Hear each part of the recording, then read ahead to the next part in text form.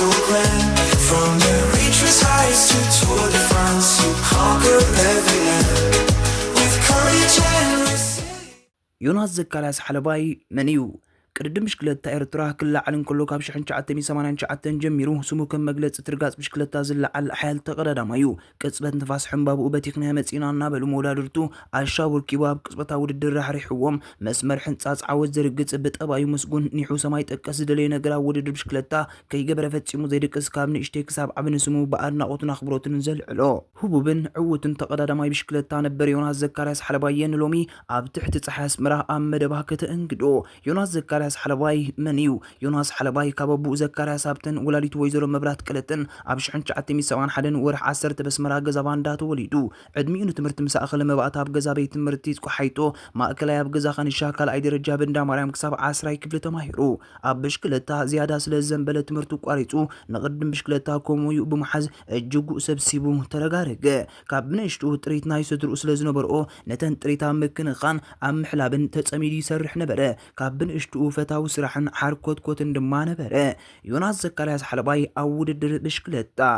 ዮናስ ካብ ብንእሽቱ ኣብ ውድድር ብሽክለታ ልዑል ተገዳስነት ስለ ዝነበሮ ኣብ ውድድር ተቐዳድምትን ኣሽቱ መዝጊቡ ኣብ 1987 ዓመተ ምህረት ፈረንጂ ውድድር ጀመረ ድሕሪ 6 ወርሒ ምስ ንኣሽቱ ምጽዋት ኣብ ማእኩለት ሓሊፉ ክልተ ሰዓብ 1989 ቻምፒዮን ናይ ማእኩለት ኮይኑ ኣከታቲሉ ተዓዊቱ ኣብ 1991 ዓመተ ምህረት ፈረንጂ ናብ ዓበይቲ ሰጊሩ ናብ ጋንታ ክራይ ኣባይቲ በዓል የማነ ተኸስተ ዝነበርዋ ጋንታ ተጸምበረ ሳብ ናጽነት ኣብ ክራይ ኣባይቲ ናብ ኣልተሓሪር ተቐይሩ ምስ ጋንታ ኣልተሓሪር ጾታ ቀጽለ ኣብ ፈለማ ምስጋር ናብ ቀዳማይ ዲቪዥን ዓወት ስለ ዘመዝገበ ምስታን ኢትዮጵያ ትገዥ ነበረት ሕሪት ጋንታ ኤርትራ መታን ዮናስ ሞራል ኩኾና ምስታ ጋንታን ኢትዮጵያ ወሰድዎ ወላው እኳ ዕድሜ ንእሽተይ ተነበረ ተመክሮ ንኽረክብን ሞራል ኩኾኖም በመባል በዓለም ባር ቪቶሪያ ኮሚቴ ስለ ዝነበሩ ብናታቶም ውሳነ ከም ዝወሰድዎ ይዝከር ካብ 1993 ክሳብ 1996 ዓመተ ምህረት ፈረንጂ ናብ ጋንታ ቀይሕ ባሕሪ ተጸምቢሩ ውድድር ድሕሪ ምክያድ ካብ 1997 ክሳብ 2004 ኣብ ጋንታ ቴሌ ተጸምቢሩ ውድድሩ ካይዱ عوتات ዮናስ ሓለባይ እንታይ ይመስል ዮናስ ሓለባይ ኣከታቲሉ ኣብ ካልኣይ ዲቪዥን ኣብ 1989 ቻምፒዮን ድሕሪ ምዃን ድሕሪ ናብ ቀዳማይ ዲቪዥን ምስጋሩ ምስታ ጋንታ ቀይሕ ባሕሪ ወይረድስ ብምዃን ክልተ ሰዓት ኣከታቲሉ ኣብ 1995 ቻምፒዮን ኤርትራ ብምዃን ተዓዊቱ ኣብ ጋንታ ቴሌ ብምዃን ሳልሳይ ሰዓት 1997 ቻምፒዮን ኤርትራ ኾነ 7 ሰዓት ዋንጫ ናጽነት ዓቲሩ ሓንሳ ዋንጫ ፈንቅል ዓቲሩ ብሓፈሽኡ 37 ዋንጫን ማልያ ዘይብሉ መዳልያታትን ታርጌታትን ዝወሰደ ሓያል ተጻዋታይ እዩ ተዘከርቲ ጾታታት ዮናስ ዘካርያስ ሓለባይ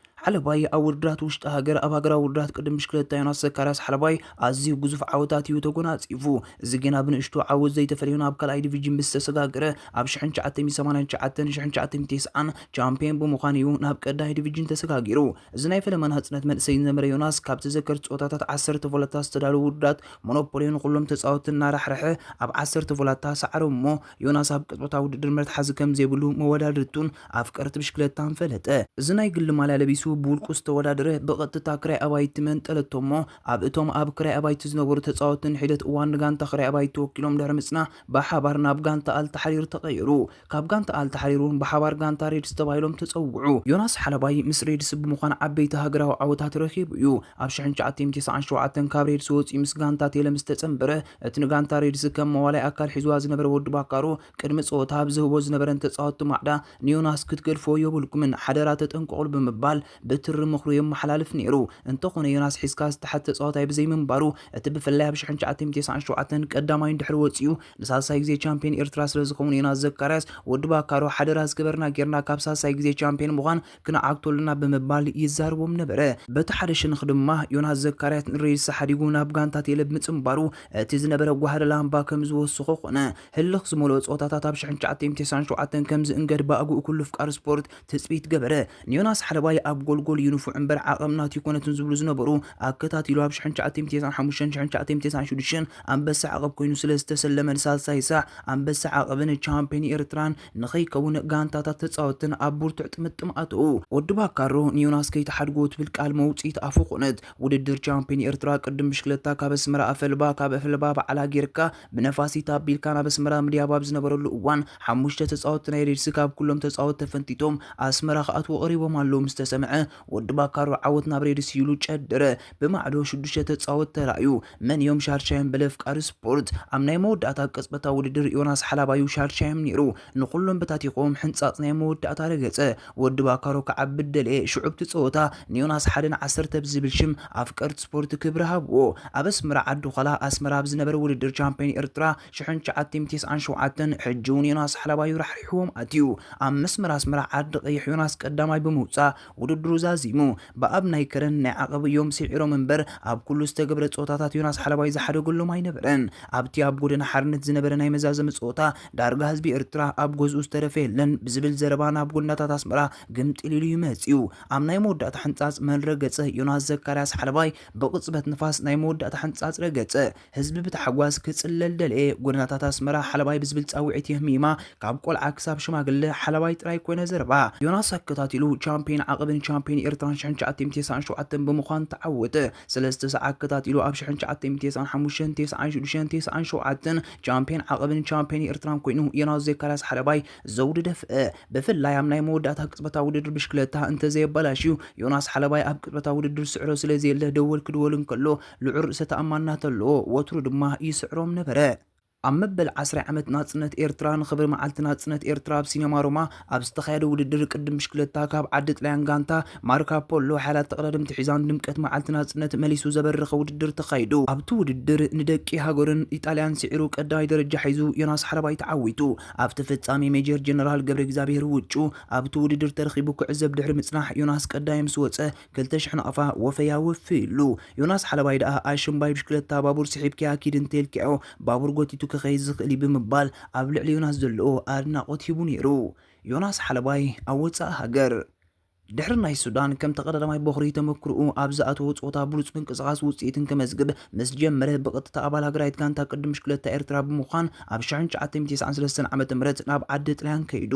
ኣብ ናይ ዓቐብ 25 ኪሎ ሜትር ሽፍን ኣብ ማሳካራራ ዝበሃል ወዲ ነጋሽ ማለት ደሳለ ነጋሽ ናይ ግዜ ሪከርድ ሰይሩ ሓድሽ ክብረ ወሰን ዘመዝገበላ ዮናስ ብተሓጓሲ ይዝክሮ ኣብ 1993-94 ኣብ ፈለማ ዙር ኢማራት ካብ ኣፍሪቃ ሃገራዊት ጋንታ ኤርትራ ተሳቲፋ ምስ ካልኦት ብሉጻት ሃገራውያን ጋንታታት ተወዳዲራ ጽቡቕ ተመክሮ ኣብ ዝረኸበትሉ ዮናስ ሓላባይ ኣባልታ ሃገራዊት ጋንታ ብምዃን ኢማራት ተጓዒዙ መንባሩ ይዝከር ኣብ 1995 ኣብ ዚምባብዌ ሃገራዊት ጋንታ ቅድም ብሽክለታ ኤርትራ ተሳቲፋ ብሃገር ድሕሪ ደቡብ ኣፍሪቃ ካልኣይ ደረጃ ክትሕዝን ከላ ዮናስ ሓላባይ ብውልቁ ሻድሻይ ደረጃ ሒዙ ኣብ 1996 ዓ.ም ፈረንጂ ጃፓናውያን ፒስፖት ዝብልዋ ማሕበር መንእሰያት ሃገራዊት ጋንታ ኤርትራ ኣብ ኣትላንታ ኣብ ዝተገብረ ውድድር ኦሎምፒክ ንኽሳተፍ ኣብ ሃገር ጃፓን ከይዳ ልምምዳት ከተካይዱ ወሰድዋ እሞ ዮናስ ኣባልታ ሃገራዊት ጋንታ ኮይኑ ንጃፓን ስለዝተጓዓዘ ንመዓልቲ ኣስታ 300 ኪሎ ሜትር ብምጓዓዝ ልምምድ ይገብሩ ስለዝነበሩ ንሓደ ወርሒ ዝቐጸለ ልምድን ስልጣናን ዓብ ተመክሮ ዘቕሰሞም እቲ ባህብሩ ንቅድም ብሽክለታ ዝፈለጥዎ ዝነበሩ ብስነ ፍልጠት ክርድእዎ ዘኽኣሎም ናይ ብሓቂ ጽቡቕ ትምህርቲ ዝቐሰሙሉን ዝተሰርዑሉን ምዃኑ ዮናስ ሓላባይ ይገልጽ ናብ ውድድር ኦሎምፒክ ክሳተፉ ንኣትላንታ ኣሜሪካ ምስ ከዱ ኤርትራ ኣባል ውድድር ኦሎምፒክ ኮይና ተመዝጊባ ብዘይምጽናሓ ሃገራዊት ቅድም ብሽክለታ ነቲ ውድድር ኦሎምፒክ ከም ተዓዛቢት ሪኣቶ ሓሊፋ ግና ኣብ ኣትላንታ ልዑል ልምድ ገይሮም ምስ ብዙሓት ፕሮፌሽናላት ሓያላት ተወዳደርቲ ቅድም ብሽክለታ ዓለምና ተላልዮም ዓብ ተመክሮ ከም ዝቐሰሙ ዮናስ ሓላባይን ድሕሪት ተመሊሱ ዝዕልል ዮናስ ዘድንቆ ተጻዋታይ ዮናስ ኣነ ከም ዮናስ ኣብ ተሓሳስቡ ይኹን ምልክት ብሽክለቱ ጋንታ ኣብ ምላይ ኣብ ድፍረት ኣዛውራ ብሽክለቱ ፈጺሙ መዳርክ ዘይርከቦ ሓይሉ ኣብ ቅጽበታዊ ኣካይዱ ከም የማነ ተኸስተገበል ኣቢለ ዘድንቆ ተጻዋታይ ዋላ ሓደ እኳ የለን ንየማነ ወዲ ጋንቱ ምዃነይ ብኡ ተሓብሒበ ኣብ ብሽክለታ ምዕባየ ዝስማዓና ሓበን ወሰነ ይብሉን እንኳዕ ወዲ ጋንቱ ኮይነ ምስኡ ተጻወትኩ ወትሩ ሓበን ይስማዓኒ የማነ ተኸስተገበል ናይ ብሽክለታ ጅግናይ ብምባልዩ ጠብላሕቱን ኣድናቆቱን ዝገልጽ ናብ ውድድር ብሽክለታ ከኣቱ መንጸልዎ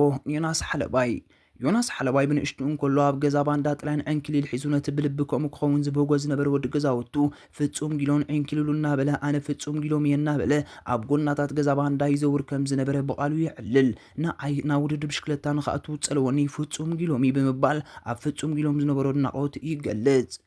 ዮናስ ኣብ ሓዳሩን ናብርኡን ዮናስ ዘካርያስ ሓለባይ ኣብ 2000 ዓመተ ምህረት ፈረንጂ ምስ ወይዘሪት ኣዜብ ብረ ቃል ኪዳን ብምእሳር ኣቦ 4 ቆልዑት እዩ እንደቁ ናቱ ጽልዋ ክሕዙ ኣይደልን እዩ ደቀይ ቀዳምነት ትምህርቶም ገብርሎም ብምባል ኣብ ትምህርቶም ክጸቕጥዩ ብዕቱብ ዝከታተሎም ከም ውጽኢቱ ድማ ደቁ ኣብ ትምህርቱ ጽቡቕ ከይዶምሉ ሓንቲ ጓሉ ተመሪቓ ሓደ ወዱ ድማ ኣብ ዩኒቨርሲቲ ኣብ ሕክምና ስኒ ይማር ኣሎ እቶም ክልተ እውን 10 ዓበይቲ ኣሕዋቶም ሒዞም ዝስጉሙ ዘለዉ እዮም ዮናስ ኣብ ስልጣን ብሽክለታ ጋንታ ሰንበልን ኣግራይት ጋንታ ኤርትራን ይነጥፍ ኣሎ ኣብ ውልቃዊ ስርሑ ድማ ደርሁን ኣባጊዕን የፍሪ ኣብ መርሓኖ መሬት ስለዝተዋሃበ እውን ኣብ ምሕራስ ግርሁ ይነጥፍ ኣሎ ብምንታይ ሓለባይ ዝብል ሳጓ ተዋሂቦ ዮናስ ዘካርያስ ኣብ 1987 ኣብ ንኣሽቱ ተመዝጊቡ ውድድር ብሽክለታ እናካየደን ከሎ ደቂ ገዛውቱን ፈለጡን ከብቲ ናይ ስድርኡ ስለዝነበርኦ ኣብ ምሕላብ ከብቲ ነጥፍን ይሓልብን ስለዝነበረ ኣብቲ ውድድር ጀመረሉ ሓለባይ ትብል ቃል ፈለጡ ምስ ደጋግመዋ ብኡ ተሓለባይ ትብል ሳጓ ምስ ውነቱ እንዳዓበየት ከይዳ ዮናስ ዘካርያስ ኢልካ ሓለባይ ጥብቆ ክትህልዋ ኣለዋ ነዚ ቃለ መሕትት ንኸካይድ ብምሉእ ድሌቱ ግዚኡ ወፊኑ ዝተሓባበረን ዮናስ ዘካርያስ ሓለባይ ብልቢ የመስግን ንኻልኦት ኣስማቶም ኣዝዩ ብዙሕ ብዛዕባ ዮናስ ሓለባይ ንዝሃቡን ሓበሬታ እውን የመስግን ዝኸበርኩም ተኸታተልትና ንሕጂ ሒዝናዮ ዝቐረብና ዕለታዊ ዜና ስፖርት እዚ ክትከታተልዎ ጽናሕኩም እዩ ኣብዚ ቅጽል ምክትታልኩም ኣይተቋርጹ ካልእ እውን ስለ ዘሎ ተን 4 ሕግታት ሼር ላይክ ኮመንት ሳብስክራይብ ኣይዝለልወን ወደ ሓንኩም أنبسا بني بحار سره أنبسا بني بحار سره أنبسا بني بحار سره أنبسا